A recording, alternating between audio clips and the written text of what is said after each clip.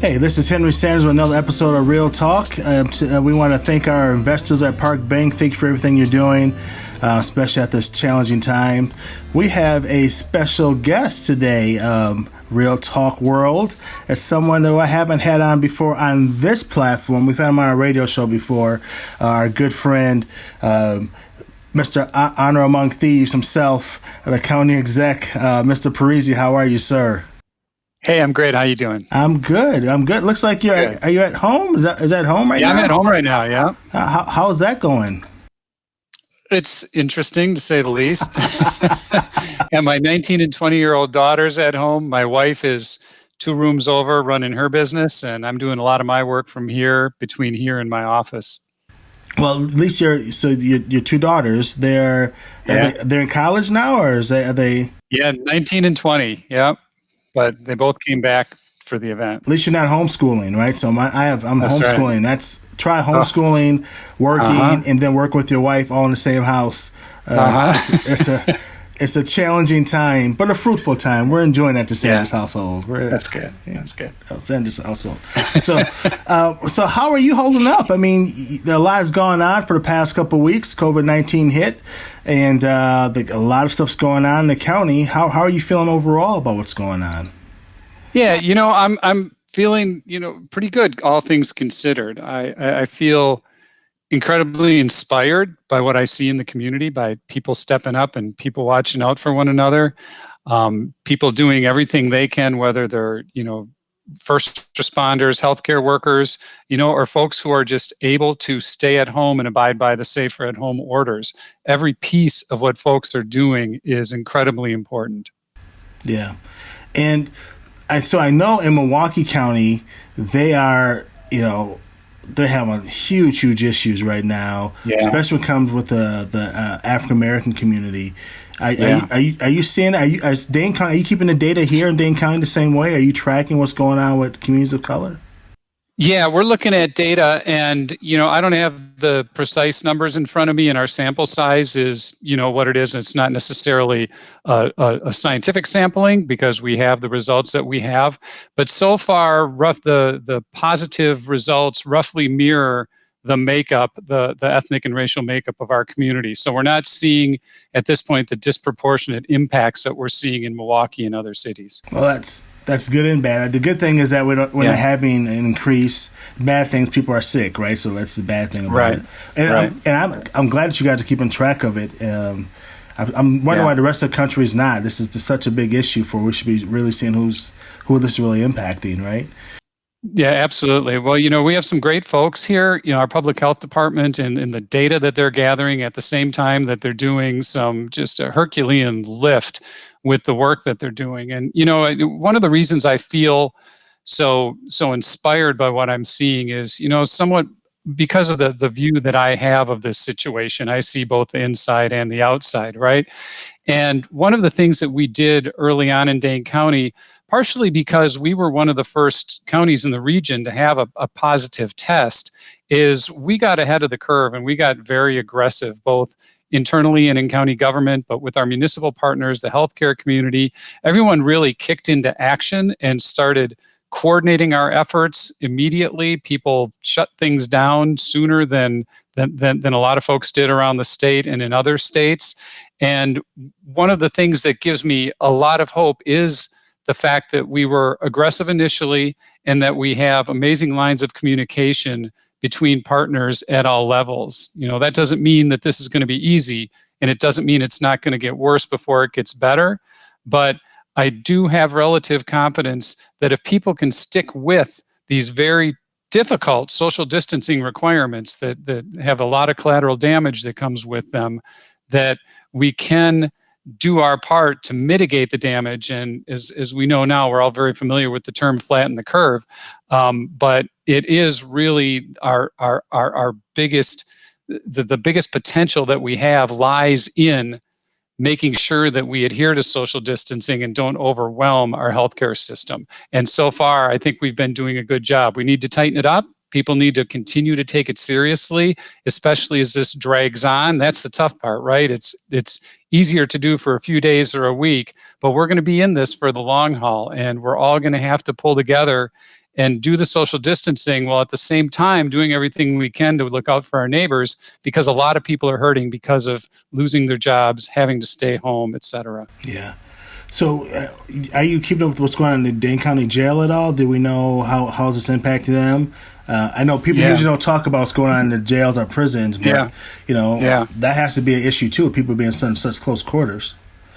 Yeah. So one of the pieces of the early planning that went on when, countywide and through the municipal levels was the DA's office, the judges, public defenders, and the sheriff's office started looking at the jail population. And they've done a pretty big lift themselves. The ADP, the average daily population at the beginning of this was around 750 people.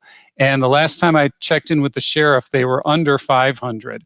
So they've moved about 250 people out. There's still folks in the jail that they feel need to be there, and they're doing their best to keep people separated. They have had a couple of positive tests there, both with deputies and a couple of the inmates. I know one of the inmates was able to go home, and those that weren't, they're isolating in separate parts of the jail. So when you have a jail, like when you have a nursing home or any other institution, it can be quite a challenge because of the close proximity that people are living in. Yeah. And what are you guys trying to do with when it comes to the homeless population? What's the plan with that population right now?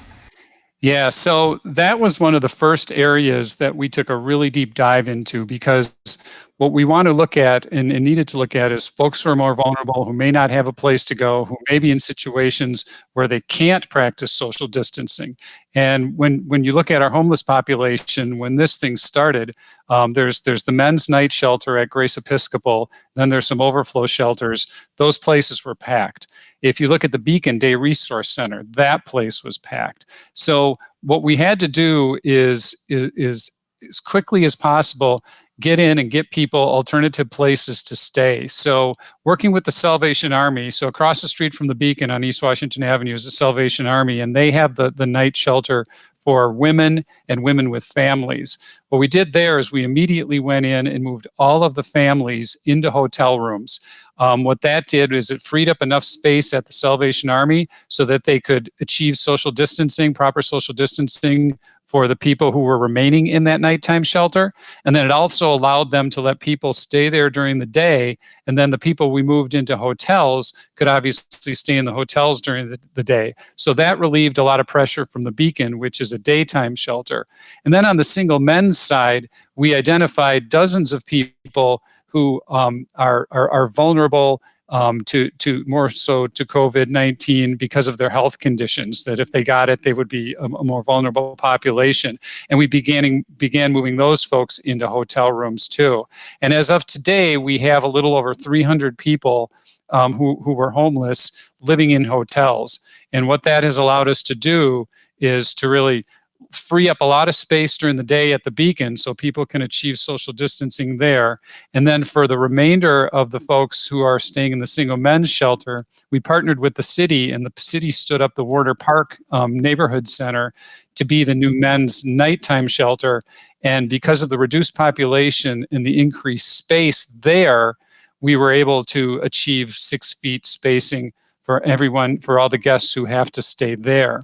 And then the other piece of this is we've secured hotel rooms for people who are experiencing homelessness who may be ill and need to isolate. So this was an amazing community-wide lift between county staff, city staff, and the homeless services workers and volunteers on the ground. And so we feel like we're staying ahead of that situation. But again, this is a vulnerable population, and we want to make sure and do everything we can to take care of those folks. Well, that's amazing. And the county's paying for that? Is it the county paying for that? Or is that Yeah, we're paying for the hotel rooms right now and footing the bill for it. The city's providing the Warner Park shelter, and then us and other partners are paying for some of the services. But yeah, we're footing the bill. That's amazing. Thank you for doing that. That's a blessing for the community. It's an honor. Thank you. So what about the small business? This has a big impact on the small business community. Yeah. And we're not going to hear about this from what's going on now, but a couple of weeks is really going to be bad for the small business community. Yeah. Right. So what's the county doing for that from that perspective? Yeah, and that's a really good point, Henry, because as we look at this crisis, there's definitely the ultimate triage going on right now, right? There's the immediate crisis, the health crisis, the work we did with the homeless population, work we've done with our senior citizens who depend on congregate meal sites that are no longer available. We're delivering 3,800 meals, the county and volunteers across the community, to seniors in their homes. And then we look at the impact on small businesses. They've been devastated. Restaurants, small retail, and as you know, we have a thriving local business community here. It's really a big part of what makes Madison such a unique and special place. And while there are federal programs and state programs that are making their way down the pike, we wanted to see what we could do in county government on a local level to try to get some money into people's pockets as soon as possible. So we've been able to find $800,000 that we have put into a pot of money, and we're working with Dane Buy Local. We've asked them to administer this, to use it as a grant program for small local businesses, so they can apply for grants even as small as $1,000 and up to help plug some of those holes, just to keep them alive and help them survive while we're trying to get through the crisis, while they're trying to get through it, and while they're trying to figure out how they can access some of those dollars from state and federal governments too.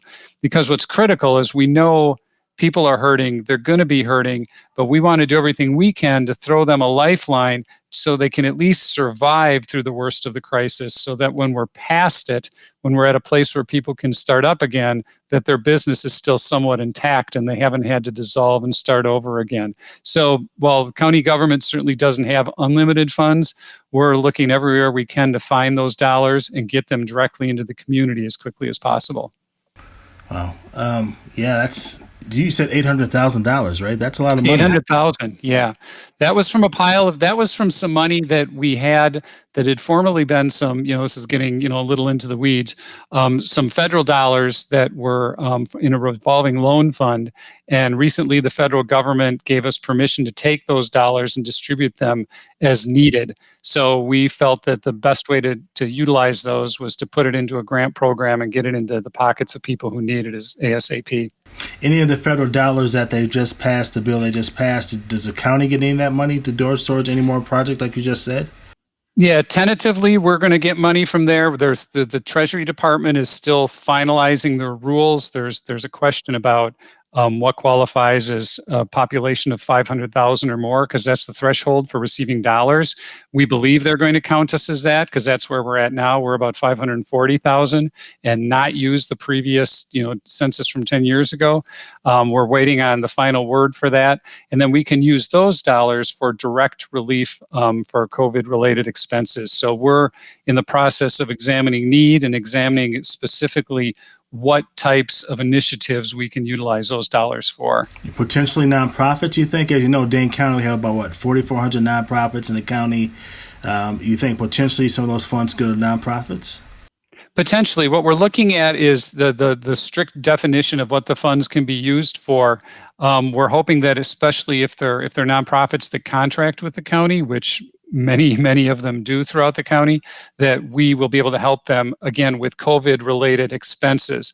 Unfortunately, they don't allow us, the federal government won't allow us to use the money, for example, to replace lost income, because one of the challenges so many of our nonprofits are facing is that this is the time of year they start doing their fundraising events, which can be a major portion of their budget, and they're losing that revenue. Unfortunately, the feds won't let us use this to replace lost revenue, but we're going through the list of everything that it possibly can be used for, and we're sharing that with our community partners. Yeah, it'd be helpful, like you said. A lot of nonprofit, even us, we're a nonprofit media outlet. Yeah. And we have our big event in October, our leadership summit, and this is the time we'll start fundraising for it. But we don't even know if we're gonna. Yeah. We'll have something, but we don't know what form, and that's all that's up in the air. Yeah. So exactly. And longer term, it's we're in for a challenge. This doesn't end once the virus is conquered, right? I mean, we could have a fundamental reshaping of our economy. When we look at lost revenues as they start going down from federal government to state government, and when as they trim back on what they share with local governments, as sales tax plummets, as it is and it will continue, which is a big part of the county budget, and then that trickles down to nonprofits in our local business community, we're all going to have to band together and do what we can to be understanding of each other and to help each other out where possible. In dealing with this, because it's gonna be with us, the ramifications and the effects for a couple of years. I've always said leadership, especially when you're a CEO of an organization or a politician leading like you are as a county exec, when bad things happen, this is when you can tell what type of leaders people are, what type of leadership they are. What have you found out about yourself as a leader going through this challenging time? What have you learned about yourself through this process? Yeah. So, I mean, one of the first things I've learned is, it is not that I didn't know this before, but I see it in action now, how incredibly blessed I am to be part of this community. When I see what I see every day on a daily basis with how many people are helping one another and looking out for one another, I think on a personal level, I think we all have a lot more strength within us than we maybe give ourselves credit for. We have a lot more wisdom from the lives we've led than we might realize. And these are the times we have to reach inside and grasp that and use it. For me personally, it's been kind of just a natural transition, right? I mean, you click into the mode and you do what you have to do. I've been working 7 days a week for the past month, and it's all coronavirus all the time, and you just do what you got to do. At some point, probably a few months from now, I might get to stop and think, and maybe it's better that I don't do that right now. But I think we all have a lot more strength, than we may realize to get through this. But I take a lot of solace in the fact that I'm surrounded by incredibly talented and inspiring people, and again, an incredibly compassionate and caring community that I see walking the walk. So I don't feel like, as a person in a leadership position, that I'm in this alone, that it's all on my shoulders. I feel like I'm part of a team, which is this community. What are you doing to take care of yourself? Are you I challenged Lieutenant Governor Mandela yesterday. I said I'm doing 100 push-ups a day, Mandela. Lieutenant Governor, will you meet me? He said, yes, I'll do it. He'll do it too, right? So I'm not going to challenge you for that. Yeah. But what are you doing to take care of yourself? I mean, like being in the house, 7 days a week, that's a lot of stress. How are you balancing all this? Yeah. To be perfectly honest with you, at this point, in this process, there's not a lot of balance. But I do think that being able to be in the middle of this and addressing challenges and putting together solutions and seeing progress every day gives me purpose and gets me through, because I know that I'm part of the solution. I know that ultimately this community is going to survive this and get through it. We won't be unscathed. We'll be, all of us will endure many challenges along the way, some more than others. But being able to be in the thick of things, in a way, is how I take care of myself. One more question before I go. Well, two more questions. That's all right. All right. The first question is, if knowing what you know now about the coronavirus and where we are now, what would you have done, say, a year ago, knowing that this was going to happen, to prepare for something like this? Yeah. Had I been aware that the federal government was not the backstop we all assumed it would be, I would have done things much differently. And what I think this calls for is, once we're past this epidemic, to do a major community debrief and look at what we have to do locally to prepare. There's the obvious, right? There's PPE, a term none of us knew 5 weeks ago that we're all very familiar with now. What do we need to do to be prepared at the local level that does not require us to count on the federal government, et cetera? So I think what I wish I would have done differently would have been known how vulnerable we were to a situation like this and how much we'd have to be relying on ourselves. for some of this basic equipment. Yeah, I like that, getting the community together to discuss Absolutely. where we are, gap assessments, what rapid response, how do we do this more in a coordinated effort, because this might be the new reality for a while. We don't know. This could happen again. This could absolutely happen again, and we need to prepare for it. Absolutely. And last question, this is more of a fun question. So what music are you listening to now? So what are you listening to? Like, give me 3 groups that an old drummer like you. What are you drumming to now these days? These days I'm not listening to a lot of music, but when I do listen to music, I like Buddy Guy and Junior Wells. I like, because I played a lot of blues and rhythm and blues. I like those guys. I like it. Just so much music. I probably couldn't even go into the list now. But to be perfectly honest with you, there's not much listening to music going on right now. It's pretty much all work all the time, but that's okay. Well, we thank you for all you're doing for the county, and we hope you stay well. Hope your family stays well, and I appreciate it. We wish nothing but the best for you, and we'll have to get you on Real Talk more often, and so you can keep us up to date with what's going on. And a lot of people are watching you, so we wish you well and keep us informed. Thank you. Thanks. I appreciate it, Henry. Thank you. And thanks for another episode of Real Talk, and thanks for our county exec for joining us. We'll see you next time.